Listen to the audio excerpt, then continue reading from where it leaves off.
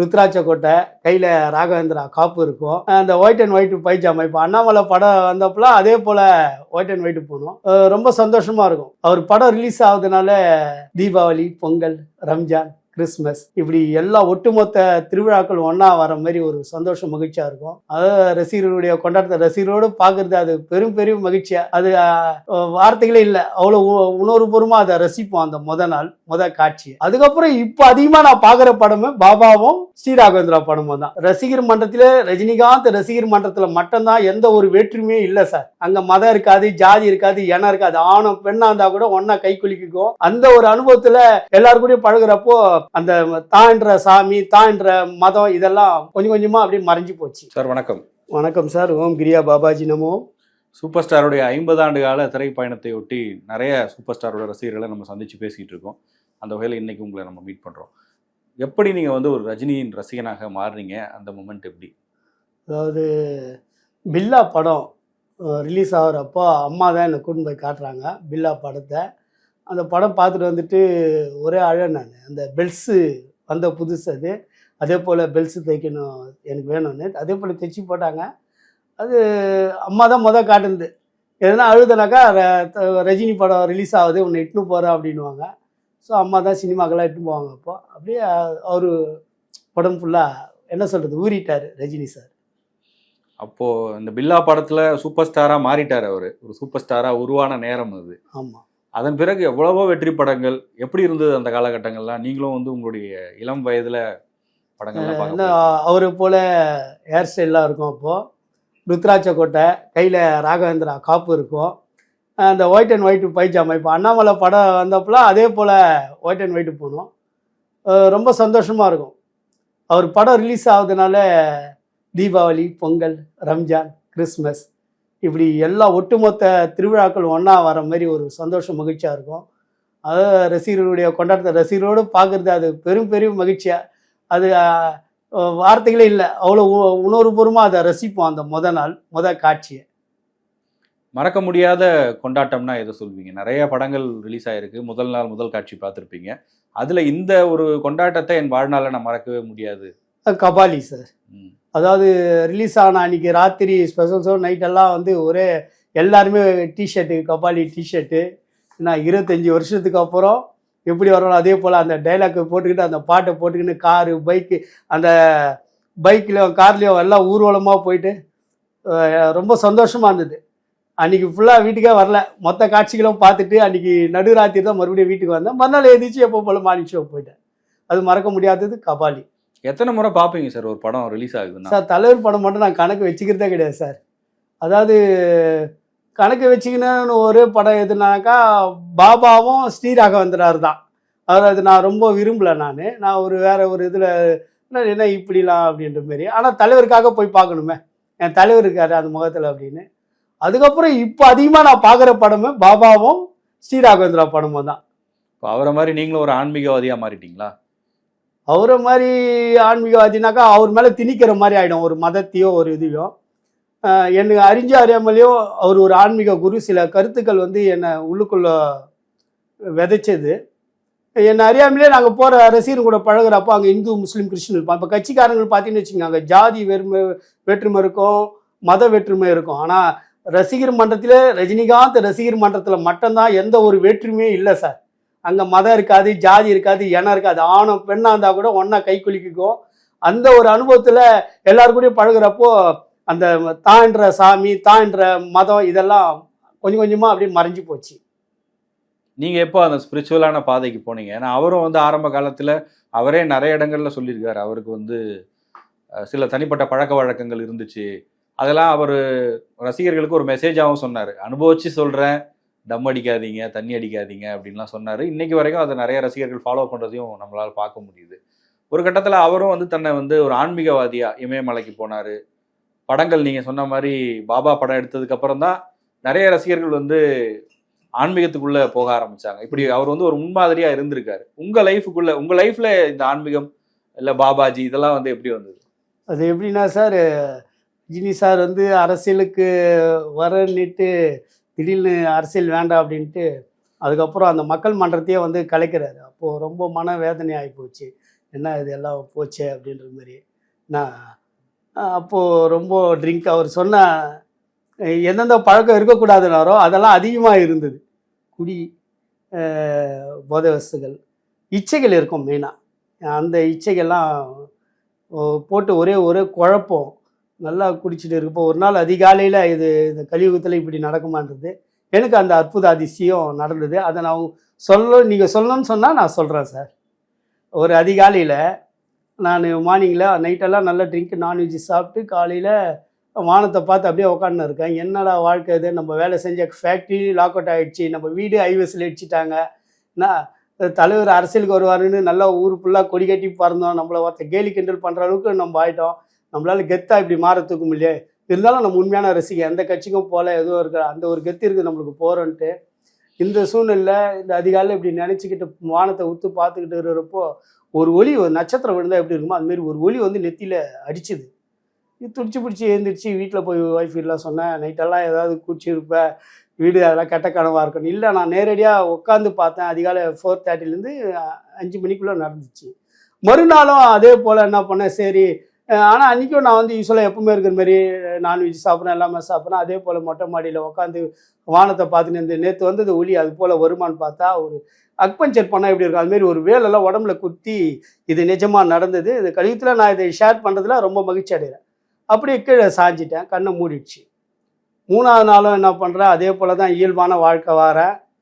So மேலே வந்து ஒரு ஃப்ளவர் மாதிரி, அது எனக்கு சொல்ல தெரியல. அதுக்கப்புறம் நான் வடபழனி கோயிலில் பார்த்தேன், அதை அந்த ஒரு பூ மாதிரி இறங்கிச்சு. அதுக்கப்புறம் ஒரு நட்சத்திரம் அது வந்து மேலே இறங்கணும். அப்படியே மலாக்க படுத்துட்டு எனக்கு அதுக்கப்புறம் ஏதாவது யார்கிட்ட சொல்கிறதுன்னா, யார்கிட்ட சொன்னாலும் நம்ப மாட்டாங்க, இதெல்லாம் நேரடியாக நடக்குது அதிகாலை அப்படின்னு. 4ஆவது நாள் பார்த்தீங்கன்னாக்கா சாட்சாத் முருகரை வந்து நேராக என் எதிர நின்னார். அவர் வேலை சொன்ன 3 வார்த்தைகள் என் பேரை சொல்லி, நான் கிறிஸ்டின் நாங்கள் 3 தலைமுறை கிறிஸ்டின்ஸ். என் பேர் வந்து ஆரோன். 30 முக்கோடி தேவர்கள் உங்களுக்கு துணையாக வைக்கிறேன், என்னால் எதெல்லாம் செய்ய முடியாது என்று எண்ணுகிறாயோ அதெல்லாம் நீ செய்வ, உன்னை செய்ய வைப்பேன் அப்படின்னாரு. அதனால் காட் பேசுகிறாரு. அப்படி இன்னொரு வார்த்தை சொன்னார், உனக்கு எதிரி யார் வந்தாலும் அவங்கள கிழிச்சிடுவேன் அப்படின்னாரு. அது வேற பகிரமாக சொன்னார். சாமி இப்படி பேசுவாரன்ற சந்தேகம் கூட வந்துடுச்சு எனக்கு. அதுக்கப்புறம் அந்த வேலுடைய மேல் கழட்டி அப்படி விடுறப்போ பக்கத்தில் பார்த்தீங்கன்னாக்கா ஒரு அடியிலே கீழே ஒருத்தர் இப்படி உக்காந்துக்கிட்டு இருக்காரு. பார்த்து திடீர்னு கையை இப்படி தூக்குறாரு. பார்த்தா அவர் கையிலேருந்து ஒரு ஒளி வருது, அந்த வேலில் மோதுது. இது எல்லாமே அந்த மோதினா அந்த வேல் மறுபடியும் அப்படியே நேராக உள்ளே வந்து நெத்தியில் போயிடுச்சு. அதுக்கப்புறம் துடிச்சு கண்ணெல்லாம் அந்த மூச்சை அப்படியே ரிட்டன் வந்து வீட்டில், ஏன்னா எங்களுக்கு வந்து தியானம் பண்ண தெரியாது, எங்களுக்கு ப்ரேயர் பண்ணுவோம் அவ்வளோதான், தியானம் பண்ண தெரியாது, இந்த கிரியா யோகா இதெல்லாம் தெரியாது. வீட்டில் சொன்னேன், அவங்க சிரிச்சாங்க. அதுக்கப்புறம் தெரிஞ்சு ஒருத்தர் 2 பேர்கிட்ட சொன்னேன், இது இறையருள் ஏதாவது கோயிலுக்கு போய்ட்டு கோயிலுக்கு போய் சாமிகளை பார்த்தா சாமியெல்லாம் அசைவு ஆடும். அந்த சிலைகள்லாம் நம்ம வந்து சிலைகளை கும்பிட்ற பழக்கம் கிடையாது நம்ம இதில். என்னடா அது, நம்ம எது வந்து நடக்காதுன்னுமோ அதெல்லாம் நடக்குது. சிலைகள் வந்து கண் இருந்தால் காணாது, மூக்கு இருந்தும் முகராது, வாய் இருந்தும் பேசாதுன்னுவாங்க. ஆனால் இப்போ எல்லா வாயும் பேசுது, எல்லா கண்ணு அசைக்குது, கை அசைக்குது அப்படின்ட்டு ஒரு ஆச்சரியமாக பார்த்துக்கிட்டு, அதுக்கப்புறம் நம்ம கை தூக்கி காட்டினார், வெளி கொடுத்தா. அது நம்ம பாபாஜி, நம்ம தலைவர் காட்டினவர். அவருடைய ஆசிரமம் எங்கே இருக்குன்னா மலைப்பட்டில் தேடி அங்கே போயிட்டு அங்கே நேரடியாக சில அதிசய அற்புதங்களை காட்டினார் பாபாஜி. அதுக்கப்புறம் ஜீசஸ் இருக்காரா இல்லையான்னு நான் நேரடியாக பாபாஜிக்கிட்ட அழுது கேட்டேன். ஏன்னா நம்ம வேற்றுமா தெரியும், ஜீசஸ் இருக்காருன்றதையும் நேரடியாக அந்த மலைப்பட்டில் நான் ஜீசஸை நேரடியாக எனக்கு பாபாஜி காட்டினார். நேராக பார்த்தேன் ஜீசஸை. இது என் கண்களை நம்ம என்னடா, நம்ம 3 தலைமுறை கிறிஸ்டின், நம்ம எவ்வளோ பைபிள் வச்சுக்கிறோம், ப்ரேயர் பண்ணிக்கிறோம், இதுவரை ஜீசஸை பார்க்கல, ஆனால் இப்போ பாபாஜி வந்து ஜீசஸை காட்டுறாரு அப்படின்னு. அதுக்கப்புறம் பாபாஜி சொல்லிட்டாரு, இனிமேல் உனக்கு ஆன்மீக வழி தான் அப்படின்ட்டு. அதுக்கப்புறம் காதுக்குள்ளே மெலிசாக பேசுவாங்க, அதில் வெளியே யார்கிட்டையும் ஷேர் பண்ணுறது கிடையாது. வீட்டில் என் பசங்கிட்ட மட்டும் சொல்லுவேன். அவங்க என்றைக்கு வந்தாரோ பாபாஜி முருகர், அன்னிலேருந்து எனக்கு அந்த குடி பழக்கம், நான்வெஜ் பழக்கம் எல்லாம் விட்டுட்டீங்களா? அந்த பழக்கம் எதுவுமே இல்லை, மறந்து போச்சு எனக்கு இச்சைகள். இப்போது நீங்கள் ஒருத்தன் அதுக்கு முன்னெல்லாம் ஒரு பெரிய காரில் போனால் நம்ம எப்போ போகிறது அப்படின்னு நினைப்போம். நம்ம வீடியோ பார்த்தா மனசுக்குள்ள ஒரு சஞ்சல் வரும். இப்போ எனக்கு அந்த சஞ்சலமே வரல. உடல் தான் வேற, ஆன்மா ஒன்று தான், நம்ம தான் அது அப்படின்ற அந்த சில விஷயங்கள்லாம் சித்த பெருமக்கள் சொல்லி கொடுக்குறாங்க உள்ளுக்குள்ளேயே, அதன்படி நடக்கிறேன். ஸோ முழு ஆன்மீக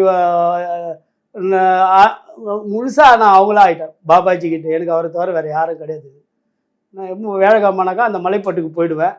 அதுக்கப்புறம் கிரியா யோகானா என்ன, அதை கற்றுக்கணும், தீட்சை எடுத்துக்கணும், எதுக்கு ஒரு அங்கீகாரம் வேணும் இல்லையா? இப்போ படிக்காமல் பாஸ் பண்ணிட்டேன், அங்கீகாரம் வேணும் இல்லையா? அந்த கிரியா தீட்சை எப்படி எடுக்கணும்னு அதுக்கப்புறம் சாந்தோமில் போயிட்டு ராமையா அவர் யோகியார் அவர்கிட்ட அந்த கிரியா யோகா தீட்சையை கற்றுக்கிட்டு அந்த கிரியா யோகா தீட்சையும் வாங்கிட்டேன். அதுக்கப்புறம் அகத்திய தீட்சை வாங்கிட்டேன். அதுக்கப்புறம் ஒவ்வொரு ஃபோட்டோவாக வீட்டுக்குள்ளே வந்துடுச்சு. நம்மளை யார் நம்புகிறாங்க நம்மளன்றது முக்கியம் இல்லை, நம்ம வீட்டில் நம்மளை நம்பினா போகிறோம். என்ன ஆச்சரியமாக பார்த்தாங்க வீட்டில், என்ன ஒரு குடிக்கல, நான்வெஜ்ஜு சாப்பிட மாட்டேன்றாரு, எதுவுமே ஒரு விஷயத்தில் எவ்வளோ மௌனமாக எவ்வளோ பேசினாரு அவ்வளோ மௌனமாயிட்டாரு அப்படின்னு. அதுக்கப்புறம் பாபாஜி கிட்ட கேட்டேன், நான் பொன் கேட்கல பொருள் கேட்கல, எனக்கு வந்து என் வீட்டில் ஒருத்தருக்காவது நிரூபின்னு கேட்குறப்ப என் பெரியம்மா பிஎஸ்சி பிசிக்ஸ் படிக்கிறேன், அவளை மடி மேலே உட்கார வைக்க சொன்னார். உட்கார வச்ச பிறகு ஒரு A4 ஷீட்டை முன்னால், ஏன்னா வீட்டில் ஃபோட்டோ கிடையாது அப்போ, வச்ச பிறகு எனக்கு எப்படியெல்லாம் மாறி காட்டுறாங்களோ அதெல்லாம் என் மகள் பார்த்தா. அதுக்கப்புறம் என் மகளுக்கு ஸ்பெஷலாக காளிகம்பாலே காட்சி கொடுத்தா. அவங்களுக்கும் சாமி இந்து சாமிக்கு பேருங்களாம் தெரியாது. நிறைய பேர் என்ன நினைக்கிறாங்க, இவர் இந்து ஆயிட்டாருன்னு. நிச்சயமாக நான் மதமும் மாறல, எதுவும் மாறல. நான் ஒரு ஆன்மீகவாதி. எந்த அளவுக்கு பாபாஜி இருக்காரோ அந்த அளவுக்கு ஜீசஸ் இருக்காரு, புத்த பெருமா இருக்காரு. அவர் பாதியில் ஆன்மீக பாதியில் போயிட்டு இருக்கேன். எனக்கு தலைவராக வந்து அவரை ஏற்றுக்கிட்டு நான் கொடுத்து வச்சுக்கணும். எந்த பிறவியினுடைய வரமோ தெரியல, ஒரு ஆன்மீக குரு அவர். எனக்கு அறியாமல் அவருடைய யார்கிட்ட பேசினா ரசீல் பாவ் கதம் பாபாஜி இப்படி சொல்லியே உண்மையிலேயே பாபாஜி வந்துட்டார், பாபாஜி நின்றுட்டார், பாபாஜி உக்காந்துட்டார். சந்திரமுகில சொல்றது. இது எப்படி வீட்டில் உங்கள் மகள் பார்த்தாங்கன்னு சொல்கிறீங்க, உறவினர்களோ நண்பர்களோ எல்லாரும் ஏற்றுக்க மாட்டாங்கல்ல, இதை கேலி கிண்டல் பண்ணுறவங்க? நிச்சயமாக இருக்காங்க சார், நிறைய பேர் இருக்காங்க. என்னன்னாக்கா எனக்கு ருத்ராட்சை போடலாம், எனக்கு வந்து அப்போ அண்ணாமலை படத்துலேயே நாங்கள் காப்பு கட்டி அந்த இதெல்லாம் கட்டினேன். இப்போ வந்து என்னன்னா ருத்ராட்செல்லாம் போடணுன்னு ஆசை சில டைமில் வரும், அது தன்னால் வரும், யாராவது கொண்டு வருவாங்க. சாமிஜி உங்களுக்கு ஒரு ருத்ராட்சை இந்த கோயிலுக்கு போனேன் இருந்தால் போட்டுங்க அப்படின்வாங்க. சில பேர் வந்து பாபாஜியாக பார்க்குறாங்க நம்மளை, சில பேர் வந்து தலைவர் ரசிகராக பார்க்குறாங்க. உறவினர்கள்லாம் வந்து என்ன சொல்கிறதுன்னா, அந்த ஆன்மீகன்றதை நான் அவங்களுக்கு புரிய வைக்கிறதுக்குள்ளேயே ஏன் இவங்ககிட்ட பேசணும், அந்த பேசுகிற நேரம் கிடைச்சாக்கா அமைதியாக 1/2 மணி நேரம் உட்காரலாமா அப்படின்னு தோணும். சில உறவினர்கள் புரிஞ்சுக்கிறாங்க, சில பேர் புரிஞ்சிக்கல. அதான் புரிஞ்சவங்களுக்கு புரியாதவங்களுக்கு புதிர் தான், அப்படி தான். மந்திரவாதின்னு கூட சொல்கிறாங்க. எனக்கு சிரிப்பாக இருக்கும், இவர் மந்திரவாதி மாரி ஆகிட்டாரு அப்படின்னு. உண்மையான ஆன்மீகவாதி. சினிமாலாம் பார்க்குறீங்களா, தலைவர் படங்கள்லாம்? கண்டிப்பாக சார், எனக்கு அதாவது சினிமா படம் பார்க்குறேன், இப்போது மறுபடியும் ரீவெண்ட் பண்ணி பார்க்குறேன். அந்த படத்துங்களில் என்ன கருத்துங்க சொல்லி நிச்சயமாக ஒரு கருத்தும் இருக்காது, அதை ஆணித்தரமாக நான் யோசிக்கணும். அதே போல் நான் இறைவனை வந்து நான் பாபாஜி எனக்கு தரிசனம் கொடுத்துட்ட பிறகு ஒரு நாள் A4 ஷீட் வச்சு நான் கிருஷ்ண பரமாத்மா படத்தை ஃபோட்டோ வந்து அப்போ வச்சு பார்க்குறேன். அதில் வந்து ஒருத்தர் கேடயம் போட்டுலாம் காட்டினார். யாருப்பா இவர் அப்படின்னு கேட்குறேன். இவர் அர்ஜுனன்னு. நாங்கள் இது அர்ஜுனன்னு நம்ம நேராக பார்க்குறோமா. கொஞ்சம் நேரம் கழிச்சு இன்னொருத்தர் ஒயிட் தாடி ஒயிட்டு ஜடா ஃபுல்லாக வச்சுன்னு, இவர் யாருப்பா பீஷ்மர். அவங்க குரல் வித்தியாசமாக இருக்கும், இறைவன் சித்தர்களுடைய குரல். அப்படி கேட்குறப்போ இதை வெளியே சொன்னால் நம்புவானுங்களா, அர்ஜுனை பார்த்தேன் பீஷ்மரை பார்த்தேன்னு. அது சொல்லி அந்த காட்சியை நான் பார்த்து ஒரு 3 மாதத்துக்கு அப்புறம் வந்து இங்கே வல்லூர்கோட்டை அருகே வந்து OSS மீட்டிங்கில் சார் பேசுகிறாரு, ரஜினி சார் பேசுகிறாரு. சொல்கிறாரு, நீங்கள் அந்த கிரியாயோகா போனீங்கன்னாக்கா நீங்கள் அர்ஜுனனை பார்க்கலாம், ஜீசஸை பார்க்கலாம், நீங்கள் நம்புகிற நம்பிக்கை தான்றப்போ ரொம்பலாம் செலுத்து நின்றுச்சு. நம்ம யாருக்கிட்டையும் நிரூபிக்க வேண்டிய அவசியம் இல்லை, நம்ம சொல்கிறது உண்மைன்றது நம்மளுக்கு இன்னொரு வாயால் நிரூபிக்கிறார் இறைவன். இப்போ பாபாஜியுடைய சீடர், அவர் உண்மையான சீடர், உண்மையான மகானை தான் நம்ம தலைவராக ஏற்றுக்கிட்டு இருக்கிறோன்ட்டு இன்னும் அவர் மேலே பற்றுதல் ஆயிடுச்சு. இதுதான் உண்மை.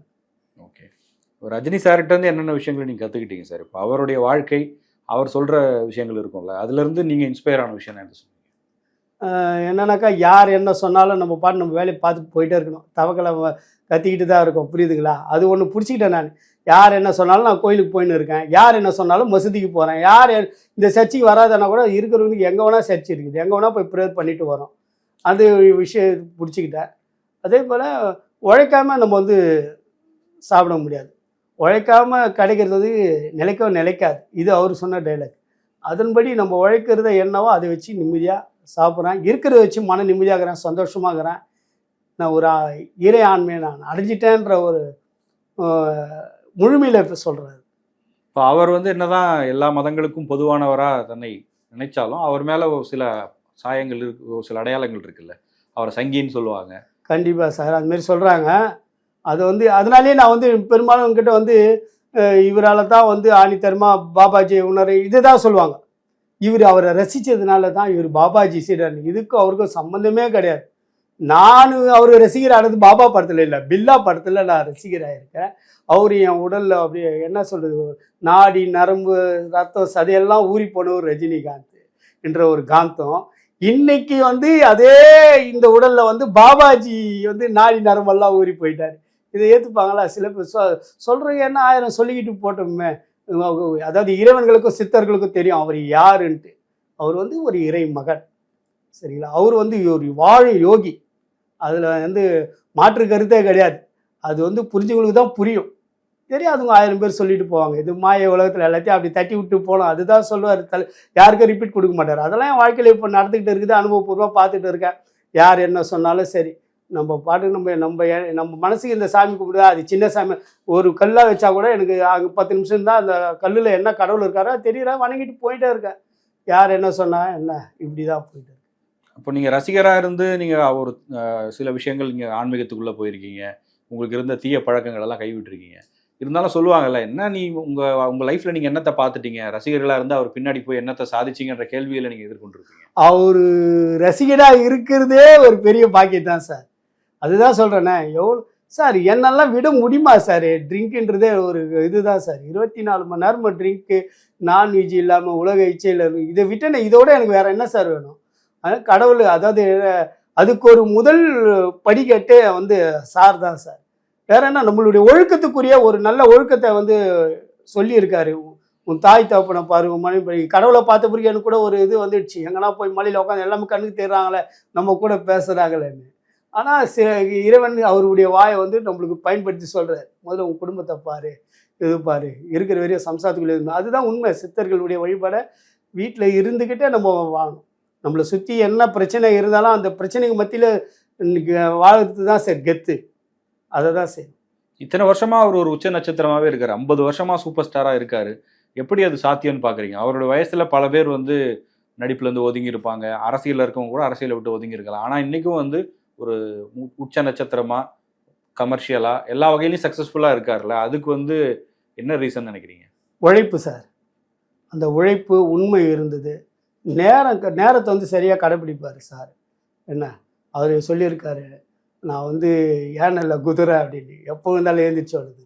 இந்த 77 வயசுலேயும் என்ன சொல்கிறது, அவர் பார்த்துக்கிறப்போ இன்னும் நம்மளால் அது போல் இன்னும் ஸ்பிட்டாக இருக்கணும், உழைக்கணுன்ற பெரிய ஒரு. ஆக்சுவலாக என்னுடைய ஃபேக்ட்ரி மூடிட்ட பிறகு கூட நான் வந்து கொஞ்சம் கூட யோசிக்கல. ஒரு கம்பெனியில் வந்து ஒரு ஜாயின்ட் செக்ரட்டரியாக இருக்கிறேன், ஒரு கேண்டீன் ஓனர், நல்லா கொஞ்சம் வசதியாக இருந்தேன். அப்போ யோசிக்கல. கம்பெனி லாக் அவுட் ஆன பிறகு உடனே ஒரு ஆட்டோ எடுத்து ஓட்டினேன். அதுக்கு முன்னுதாரணம் தலைவர் தான் பாட்ஷா. உண்மை உழைப்பு உயர்வாள் தான், நம்ம வாழ்க்கை நம்ம கையில். அதை சொல்லியிருக்காரு.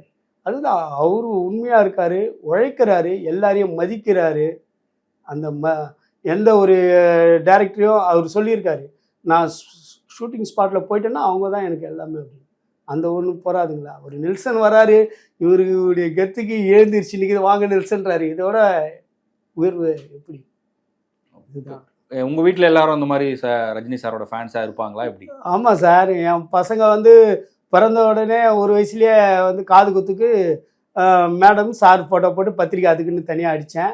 பத்திரிக்கை அடித்து ரசிகர்லாம் வர வச்சு பர்த்டே கொண்டாடினோம். அதுக்கப்புறம் காதல் விழா, அதுக்கப்புறம் என் மைத்தில் ஒரு கல்யாணம் ஆச்சு. அப்போது வந்து பேனரில் பாட்டி. இதெல்லாம் ஏன் பண்ணுறோன்னா, எங்கள் ரசிகர்கள்லாம் ஒன்றா அந்த கூடி வர்றது. அப்போலாம் படம் கொஞ்சம் கம்மி சார், தள்ளி தள்ளி வரும். எப்படியா நம்ம ரசிகர்கள்லாம் அந்த ஒரு இடத்துல கூட்டி பண்ணுறதுக்காகவே அதை பண்ணுவோம், காசுக்காகவோ அதுக்காகவோ இல்லை. எங்கே வந்து மதுரையிலேருந்து வருவாங்க, திருச்சியிலேருந்து வருவாங்க, கன்னியாகுமரியிலேருந்து வருவாங்க. ஒரு போனோம், இது வச்சா போகிறோம், வந்து சேர்ந்துருவாங்க. சொந்தக்காரங்க தான் பத்திரிக்கை எதிர்பார்ப்பாங்க, ரசிகர் ஒரு கால் போடா போகிறோம், வந்து நிற்பான். இப்படி பண்ணுறப்போ என் பசங்க வந்து யாரை பார்த்தாலும், அப்பா ஃபங்க்ஷன் எத்தனைப்பா ரஜினி சார் வருவாரா, ரஜினி சார் வருவாரா. அப்புறம் கருத்தஞ்சு நல்லா கொஞ்சம் விவரமாகிட்ட பிறகு பெரியப்பான்னு தான் சொல்லுவாங்க. அப்பா பெரியப்பா. நானும் சாரை வந்து அண்ணன் தான் சொல்லுவேன். வீட்டில் மேடம் வந்து அண்ணின்னு தான் சொல்லுவேன். அண்ணன் வராரு, அண்ணி வராரு அப்படின்ட்டு தான். எங்கள் ஒய்ஃபும் இட்டுன்னு போய் காட்டியிருக்கேன். ஒரு கல்யாண காலா ஷூட்டிங் முடிகிறப்போ நடுராத்திரி 2 மணிக்கு வந்து காலா ஷூட்டிங்கில் போய் ஃபோட்டோ, கல்யாண நாள் அன்றைக்கி. எப்படி இருந்தது அவர் நேரில் சந்திக்கும் போது? நிறைய முறை மீட் பண்ணியிருப்பீங்க. நான் முதல் சந்திச்சது விடுதலை படம் ஷூட்டிங்கில் சார். அப்போது 4ஆவதோ 5ஆவதோ படிக்கிறேன். திருமலவாயிலில் பச்சையம்மன் கோயிலில் எடுத்தாங்க. அவர் ஸ்மோக் பண்ணுவார். அது சிகரெட்டை பிடிச்சி கீழே பிடிச்சாரு பாருங்க, ஒரு காம்பவுண்ட் சவுர் மேலே நின்றுந்தோம், எகிரி குதிச்சு போய் அந்த துண்டு சிகரெட் எடுத்துகிட்டு வந்து வச்சுக்கிட்டேன். அதை ரொம்ப நாள் வச்சுக்கிட்டு இருந்தேன். அதுக்கப்புறம் அதுவே நவுத்து போயிடுச்சு. அதுக்கப்புறம் மன்னன் ஷூட்டிங்கில் வண்டலூரில் ஒரு ஃபேக்ட்ரியில் எடுத்துகிட்டு இருந்தாங்க. அப்போ பார்த்துட்டு அண்ணா அண்ணா அப்படின்னு கத்தணும். அப்போது இவர் அந்த இடத்துல பிரபு இருக்காங்க, விஜயசாந்தி, குஷ் எல்லாம் இருக்காங்க. ஆனால் சார் மட்டும் அந்த அண்ணா அண்ணான்றப்ப அப்படி திரும்பி அது கண்ணாதோ வரேன்னாரு, வந்து கை கொடுத்தாரு. அப்போலாம் ரொம்ப சந்தோஷம், மகிழ்ச்சி. அவர் பார்க்குறப்போ என்ன சொல்கிறது, சலிப்பு தட்டாத ஒரு அவர், ஓகே, சலிப்பை தட்டாத அவர் பார்த்துக்கிட்டே இருக்கணும். இப்போ ஆக்சுவலாக சினிமா பார்க்குறோம்னா கூட நாங்கள் எதுக்கு அத்தின் முறை பார்த்தோம்னா சாருடைய காதுக்குள்ளே என்ன இருக்குது, அந்த ரோமம் தெரியுதா பார்ப்போம், என்ன அதெல்லாம் நிறைய வாட்ச் பண்ணுவோம். அது மகிழ்ச்சி. அது கூலி படம் வரப்போது சில போஸ்டர்ஸ், சின்ன சின்ன வீடியோஸ் எல்லாம் வந்திருக்கு. எப்படி இருக்கு? பயங்கரமாக இருக்குது சார். அதாவது இந்த கூலியுடைய எதிர்பார்ப்பு வேற லெவலில் போயிட்டு இருக்கு. இந்த அமெரிக்காலாம் சொல்கிறப்போ இது எப்படி சிறப்பாக கொண்டாட்டத்திலே சிறப்பான கொண்டாட்டமாக இதை கொண்டாடணும் ஆகஸ்ட்டில் அப்படின்ட்டு ஒரு பிளானிங்கில் மன்றத்தில் பிளான் பண்ணிக்கிட்டு இருக்கிறோம். ஏன்னா நம்ம சக்திக்கு என்னவோ அது வந்து தலைவர் எதிர்பார்க்க மாட்டார். அந்த அளவுக்கு பேனர், போஸ்டர்ஸு. அவர் அந்த 50வது வருஷம் விழா எடுக்கணும்னு நிறைய பேர் போய் கேட்டிருக்காங்க. கண்டிப்பா வேணான்னு சொல்லிட்டாராமே. அந்த இதுதான் சார் அவருடைய என்ன பெருந்தன்மை. இது அரசாங்கம் தான் முன்னெடுத்து செய்யணும். இன்னைக்கு வந்து திரையுலகமே வந்து நான் வந்து என்னுடைய தனிப்பட்ட எங்கள் ரசிகர்களுடைய எல்லாருடைய ஒட்டுமொத்த கருத்தாக சொல்கிறேன். இன்னைக்கு திரையுலகம் நிலைச்சு நிற்குதுனாக்கா அவர் சூப்பர் ஸ்டாரால் தான். இன்னைக்கு தமிழ் எவ்வளோ தியேட்டர்ஸ் எல்லாம் மூடிட்டாங்க. மற்ற கதை நம்ம பேச விருப்பப்படல. சில பேர் வந்து ஸ்டாராக வந்துட்டு அப்படி. ஆனால் இவர் இன்றைக்கும் வந்து புது இயக்குநர்களுக்கு வாய்ப்பு கொடுத்து எல்லாரையும் ஸ்டாண்ட் பண்ணி விடுறார். திரையுலகத்தையே தூக்கி நிறுத்தி வச்சிருக்காருன்னாக்கா அது சார் தான். கடைசியாக இப்போ உங்களுடைய ரஜினிகாந்த் ரசிகர் மன்றத்தின் மூலமாக உங்களுக்கு கிடைச்ச நண்பர்கள் யார், அவங்கள பற்றி யாராவது சொல்லணும்னா சொல்லுங்கள். எனக்கு கிடைச்ச நண்பர்கள்னாக்கா மதுரை பழனி பாட்சா. நான் என்னன்னாக்கா அப்போ போயஸ் கார்டன் வரப்போ அவர் கோஷம் போடுவார், போயஸ் தோட்டத்தின் போப்பாண்டவர் அப்படின்வார். எனக்கு அது ரொம்ப பிடிக்கும். போப்பாண்டவர் பற்றி எனக்கு தெரியும். அவர் வந்து ஒரு கிறிஸ்தவ தலைவர், இந்த அளவுக்கு தலைவரை வர்ணிக்கிறார் அப்படின்னு. அதேமாரி நிறைய பேனர்ஸ் வந்து அவங்க போஸ்ட் பேனர்ஸில் வந்து மதுரையை அடிச்சிக்க முடியாது. அடுத்தது வந்து என்னன்னாக்கா எங்கள் திருவள்ளூர் மாவட்டத்தில் வெங்கட் முடிவேல்னு ஒரு சகோதரன் தம்பி. அந்த தம்பி வந்து இண்டிவிஜுவலாக யார்கிட்டையும் எதுவும் எதிர்பார்க்க மாட்டார். தன்னால் முடிஞ்சது ஒரு சின்ன தலைவர் உடைய எந்த ஃபங்க்ஷன் இருந்தாலும் போஸ்டர் பேனர் ஆட்டோமேட்டிக்காக விழும். நம்மளே ஒரு ஃபங்க்ஷன் நடத்தினா அண்ணா நான் எத்தனை பேனர் போட்டு தரணும், எத்தனை போஸ்டர் போட்டு தரணும் அப்படின்னு பிரதிபலன் எதிர்பார்க்காம செய்கிற இந்த 2 பேரும் எனக்கு ரொம்ப பிடிக்கும். தலைவருடைய ரசிகர்கள் நிறைய பேர் வந்து முழுசாக வந்து தலைவரை புரிஞ்சுக்க, அதுவும் அவர் ஸ்டைலில் மட்டும்தான் பார்க்குறாங்க. அவருடைய கருத்துக்களில் நல்லா ஆழ்ந்து போனோம்னாக்கா அவரோட சிறந்து ஆன்மீகத்தில் விளங்கலாம். அதுக்கு வந்து அகந்தையில் ஆணவம் இல்லை. ஏன்னா எனக்கு ரோல் மாடல் என் தலைவர் தான் ஆன்மீகத்துக்கு. கிரியா யோகா எல்லாரும் கற்றுக்கணும், குண்டலினி கற்றுக்கணும். அப்போது அது கற்றுக்கிறவங்க ஆட்டோமேட்டிக்காக கெட்ட பழக்கங்கள் போயிடும், இச்சைகள் போயிடும். இந்த கலியுகத்தில் வாரம் எங்கே பார்த்தாலும் சண்டை ஜாம, அந்த கட்சி இந்த எல்லாத்துக்கும் ஒரு பிரச்சனை. இது இல்லாமல் இந்த கலியுகத்தில் இந்த நாடும் அதுவும் நம்ம தமிழ்நாடு அன்பிலே சிறந்து விளங்கணும்னு ஒரு ஆசை. அதுக்கு ரசிகர்கள் வந்து கிரியா யோகாவுக்கு முன் வந்து கிரியா யோகா கற்றுக்கணும், குண்டலினி கற்றுக்கணும். இதுதான் என்னுடைய ஆசை. நன்றி சார். நன்றி, மகிழ்ச்சி.